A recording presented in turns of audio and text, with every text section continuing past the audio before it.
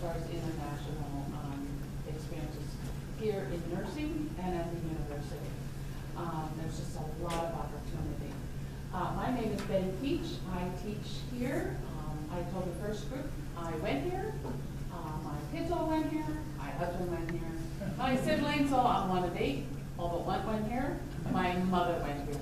Family school. I also live across the street. I said to my mother, I'm going to go somewhere else that it's further away. And she said, why are you going there? I said, well, first of all, as an 18-year-old, I said, why would anybody go to school for 2 years when you can go for why would anybody go to school for 4 years when you can go for 2? Because you know the associate degree program. She said, you're not getting a car. I was the oldest of 8. And I said, oh, okay, I guess I'll go to Villanova where you want. I've been leading many international trips. I have tons of experience. Be happy to answer questions when we're done. I have 3 fabulous seniors here who have had multiple experiences, are still going on trips. And I'm going to let them talk to you. They have some slides to show you and have had great experiences. And then we'll entertain questions, okay?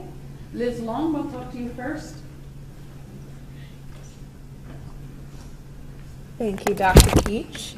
As she said, my name is Liz Long, and I'm a senior nursing student from Connecticut. In October of 2013, I had the opportunity to embark on an international healthcare experience to La Romana in the Dominican Republic, which is on the eastern coast of the country. My group consisted of 3 faculty and 14 nursing students. 8 of us were juniors, and 6 were nursing students that had gone on the trip a year before. This opportunity allowed us to receive additional clinical practica related to our adult medical surgical course. And today I would like to share with you how we had to prepare for the experience beforehand, the nursing care that we provided in country, and my reactions to all these events. When the fall semester began, we met about once every week to discuss what supplies we still needed to collect the healthcare system and the culture of the Dominican Republic, and also the culture of the Haitian people. As we neared departure, we ended up dividing the supplies that we had to collect, and we transported them to the Dominican Republic. My suitcase became the toothbrush suitcase, and it was 50 pounds worth of toothbrushes. After we arrived, we first attended Congress, which was a women's health retreat that occurred outside of La Romana. We presented our teaching plans on hypertension, dehydration, and dental hygiene to a group of women from the rural areas and cities. Also, the health promoters, which were women in the Bates who educated their respective villages about how to improve their overall health, were present. We then gave a cooking class, which offered the women some healthy alternatives to traditional dishes made in the Dominican Republic, such as low-sodium foods to help combat the high incidence of hypertension. It was such a rewarding experience to see a strong group of women learning how to improve their lives and the lives of the people in their communities. Once arriving in La Romana, we sorted the medications and labeled them in preparation for our visits to the Bates. Bates are the rural villages where Haitian immigrants live in the Dominican Republic. They are at times extremely remote and are centered around the sugarcane fields where most of these migrant workers reside. So most of our time was devoted to providing health care for this underserved population. We visited 5 Bates throughout the week and served over 500 people as patients. Every day in the Bates, our clinic consisted of several stations. The first one that I will discuss was our triage station. Each patient visit began with being weighed, and then their blood pressures were taken. With over 100 people being seen every day, the clinic was quite noisy, and that can be challenging when taking blood pressure. However, by this point, I can take blood pressure at any time, in any setting. Following that, we had a few other stations that included our pharmacy that consisted of all the medications that we had brought from the States. We had an eyeglass station, a flip-flop distribution station, and a deworming station, which was extremely important because we were giving the children a medication that helped to get rid of a parasite that a lot of children got from eating from unclean sources or drinking from unclean sources. So these stations were created in a very simple fashion with limited resources, but it was working in these settings that challenged me to use my healthcare knowledge and adapt to whatever we were given. I also learned the value of teaching health promotion when my group and I delivered our teaching plan on preventing hypertension, a large health disparity in this population. Overall, this experience has enhanced my nursing skills and has inspired me to become more creative, sensitive, compassionate, and resourceful. This experience impacted my life so much that I ended up working with another student and a professor that went with us to the Dominican Republic, and we collected her research on hypertension. I presented the findings of this research with my nursing professor at the second annual Bate Medical Conference at the University of Massachusetts in February of 2014. This conference opened my eyes to the community partnership between Americans, Canadians, and the Dominicans working with the Good Samaritan Hospital in La Romana to serve the Haitian population. After all of this, I was lucky enough to go back to the Dominican Republic in La Romana this past October and serve as a senior nursing student. It was a fantastic experience to see the junior nursing students run the clinics and present their own teaching plans at the Bates. They really made us proud. This experience will remain with me forever, and I'm extremely grateful to have had the opportunity in my undergraduate education because it has influenced my life in more ways than I can count. So I encourage all of you to consider one of these unique opportunities offered by the College of Nursing. Thank you, and I wish you the best of luck in the college decision process.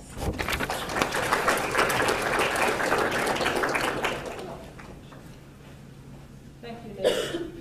Shannon Marker is going to talk to you about her experience, which is a different type of experience set up by the College of Nursing as well.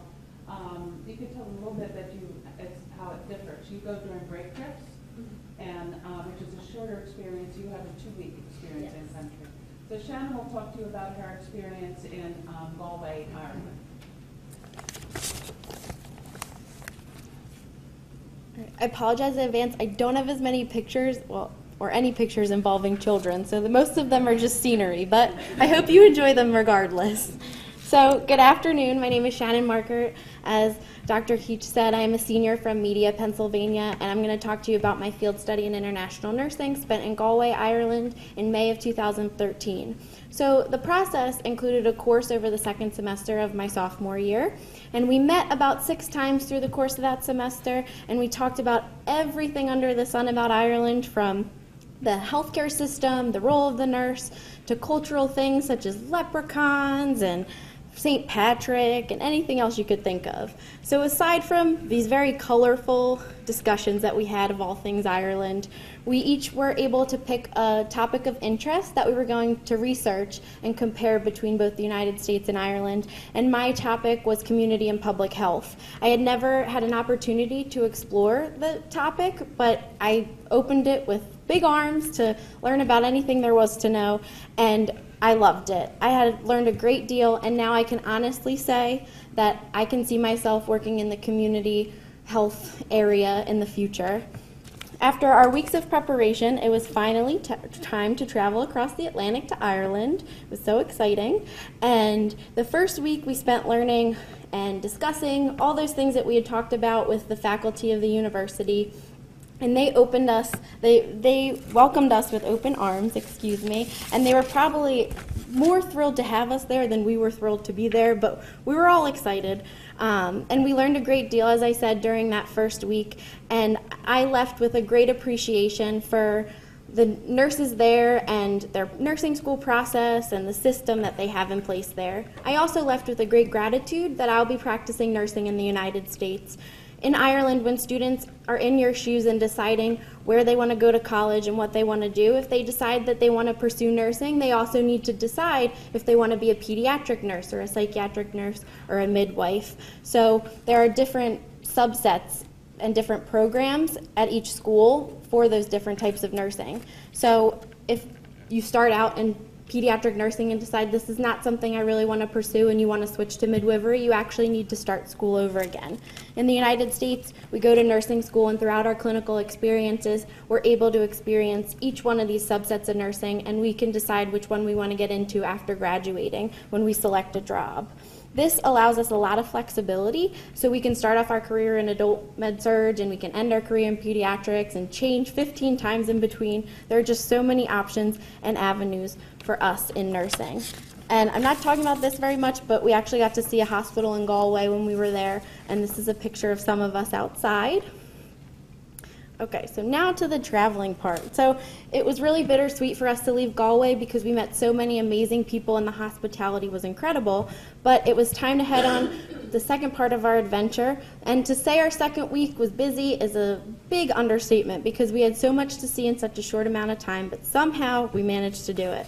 So we began the week by taking a ferry ride. So this was us leaving our little house. So our week began by taking a ferry ride to the Aran Islands to explore the Cliffs of Moher. We continued our travels to a little town called Dingle. Here's Dingle. And in County Kerry, and we learned about a bottlenose dolphin named Fungi that actually frequents the harbor there.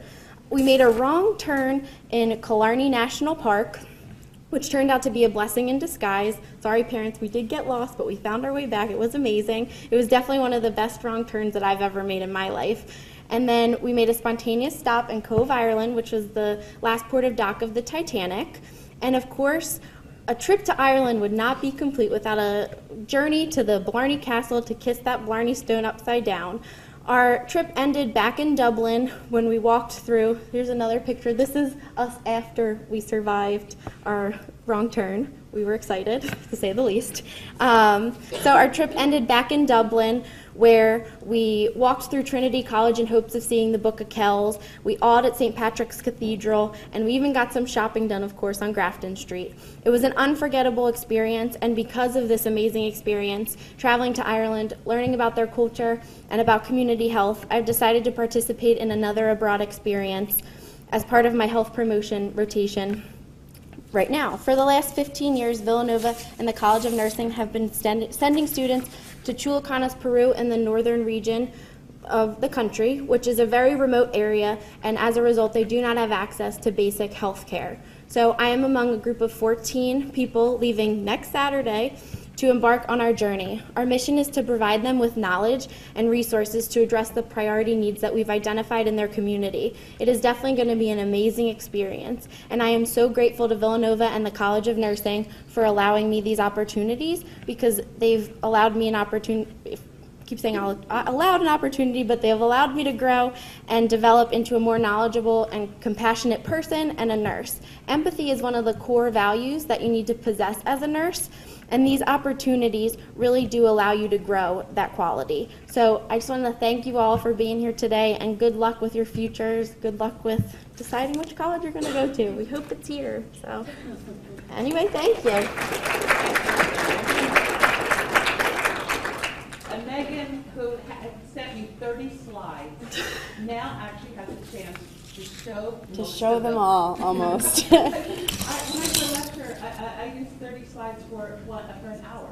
I said I did. It's a pretty place. I wanted you to see it. All right, so good afternoon, everyone. My name is Megan Murphy. I'm a senior here in the College of Nursing. I am very grateful and honored to be able to talk to you about one of the many reasons that I've fallen in love with Villanova over the past 4 years. In the next 5 minutes or so, I'd like to take you across the world with me to a little city on the eastern coast of South Africa known as Durban. There you will find some of the brightest smiles, the most hardworking hands, and a type of kindness that makes your heart swell with gratitude. Last May, I was blessed with the opportunity to travel to Durban, South Africa, and participate in an international field study, and I had one of the most transformative experiences of my life. So let's start here. Okay, so I know you're all probably hung up on the 18-hour plane ride concept, but this view made it all worth it. This is a view from my bed at the convent where we stayed.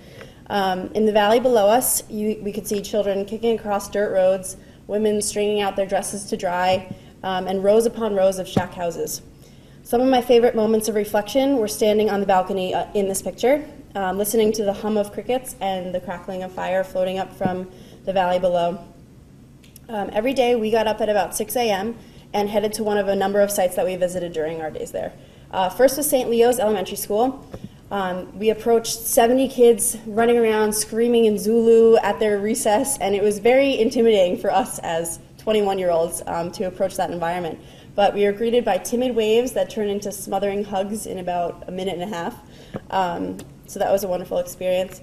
Our trip was actually aligned perfectly with the Durban District Dance Competition, so we got to witness all of their rehearsals, which was a really cool part of the culture to see because dance is really important to them. So this is one of my favorite pictures from the trip. They also had morning prayer every day, and they would line up by grade, and the kids would recite their song. They would sing their prayers in Zulu, and this is just a beautiful picture that I was lucky enough to take. And many of the kids also hadn't ever seen themselves on camera before, so I left the day with roughly like 400 pictures of kids that were newly up-and-coming models of St. Leo's Elementary School. This is their reaction to seeing themselves on camera. It was really incredible. I also got smothered. Every time I took a picture, they would just climb on my back to see it. But it was a very fun day. This is one of my best friends over there. So we also, in the weeks prior to our trip, prepared teaching plans. They ranged from hand hygiene to healthy exercise to STD transmission prevention. My friend Tiffany and I developed our teaching plan on healthy sexuality, prevention of STD transmission, and HIV education. The opportunity to impart knowledge about a topic such as STD transmission to a population where 1 in 5 are diagnosed with HIV was incredibly rewarding and still rewards me to this day. It was very empowering to be able to go over and humbly grant this information that we've been blessed to know all along to a population that just doesn't have it available to them. When I spread the word about my trip at home in Newtown, my little small town in Newtown, Connecticut, my childhood dentist donated hundreds of toothbrushes, toothpaste, and dental floss, and they actually were handed out to every single hand in St. Leo's school. It was like Christmas for them. They were very excited about it. It's well known that Gandhi did a lot of his most important work in South Africa, and one of my favorite quotes by him, if we are to teach real peace in this world and carry on a real war against war, we must begin with the children, and these are some of my favorites. The next site, sorry the slides got messed up, Hillcrest AIDS Center, is one at which I made some of my most cherished memories. This picture is one of their executives, John, giving us a tour through the gardens where individuals suffering with HIV/AIDS are taught how to cultivate their own crops so they can hopefully leave the site with an income-generating skill and also learn how to lead a healthier lifestyle.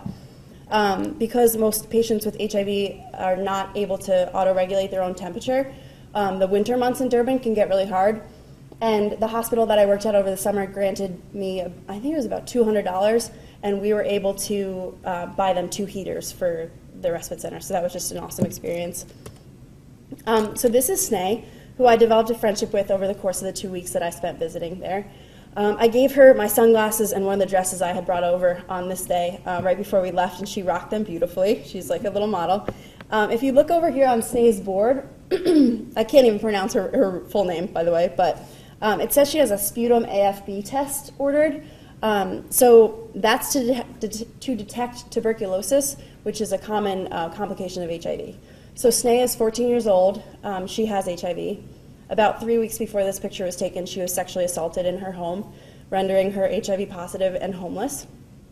And she's an incredible girl. Her name in English, actually, she told me like the second to last day that her name means happiness. And she taught me a lot about hope and love in the face of adversity.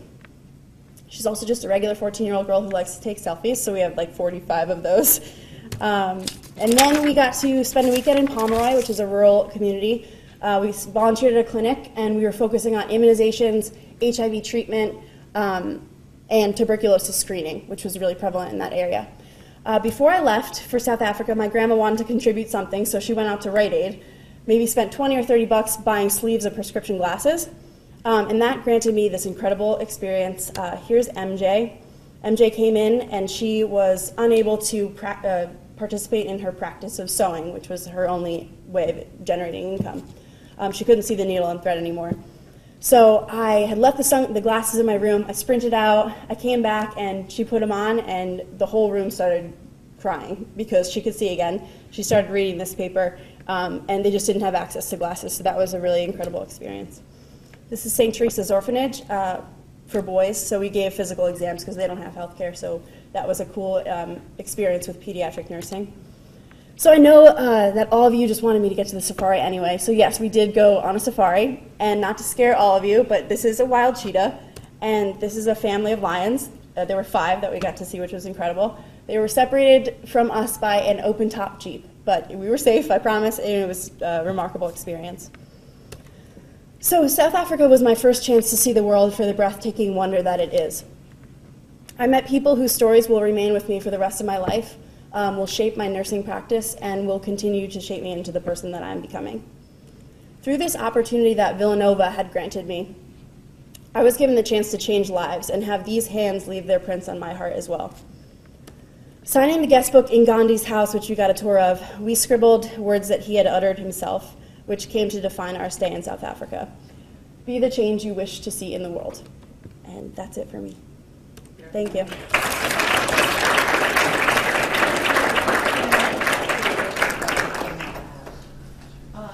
Thank you, everyone. That was fabulous. And that was just a smattering of some of the opportunities that we do have here. But it's a good example. So we thought you might have some questions that we can entertain you with, or that we can entertain until they're ready to move you to your next station. What questions have you had? I know you've been inundated, right? Getting tired? A little tired? Yeah. How long was the South Africa trip? 14 days. The South Africa trip and the Ireland trip are similar trips in how they're set up. So they learn about it throughout the semester. It's credit, that's for credit, and they travel there for 2 weeks at the end of the semester in May. Yeah, so you're granted an elective in nursing, and I saved my elective for that trip. So my elective was learning about South African culture before I went, versus taking a watercolor class, which I hear is really, we learn a lot from too. Oh, yeah? Yeah, no, all my friends take it, it's apparently really fun. Yeah. So. Yes. These individual trips, how do you finance the part of the tuition?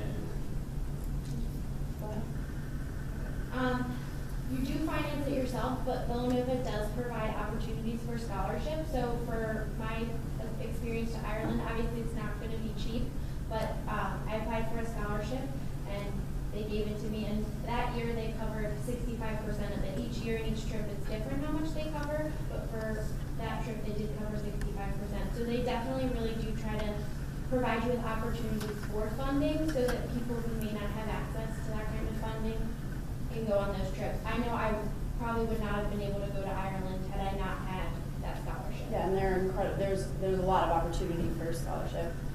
My trip, everybody on my trip actually was lucky enough to get the scholarship.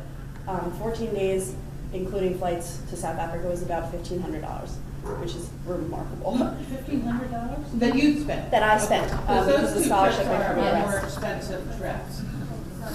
Is there another group coming in here? They told me you would be escorted out at 2:20. Yeah, thanks. That'd be great. We try to tell the students that finances should not get in the way of travel. We do expect the students to pay a portion of it. That's why with the scholarships do not fund 100%. But we attempt to work with people. Yeah. Other questions? We're okay? Oh, okay. Other questions? I saw a hand back here. Yes? Does everyone who wants to travel have the opportunity? In other words, is there ever a limit on, say, the people that can go to South Africa? Like, do you have more students? Occasionally, the real favorite trip, it all depends on how many are offered. Every year is really different. Occasionally, South Africa and Ireland are actually the real popular trips, and they can only take a limited amount of kids. So they may get something like 25 applications and will only take about 12 to 14. Yeah, there were 8 on mine too. There were 8 on yours? Yeah. Yeah, so every year is different. A lot of the service trips, I don't think we've ever had to turn anybody away on a service trip that I know of. But the really big ones like South Africa, this year they're going to Poland. Sometimes we've gone to Japan. Those tend to maybe be a little bit more. Is it then first come, first serve, or how do they decide? They may, the students have to write a letter, an application letter, and they have to qualify for the scholarship. They have to have a 3.0 to qualify for the scholarship, and and then they'll look at that. They'll look at everything. They'll try to look at it. This is the lecture hall.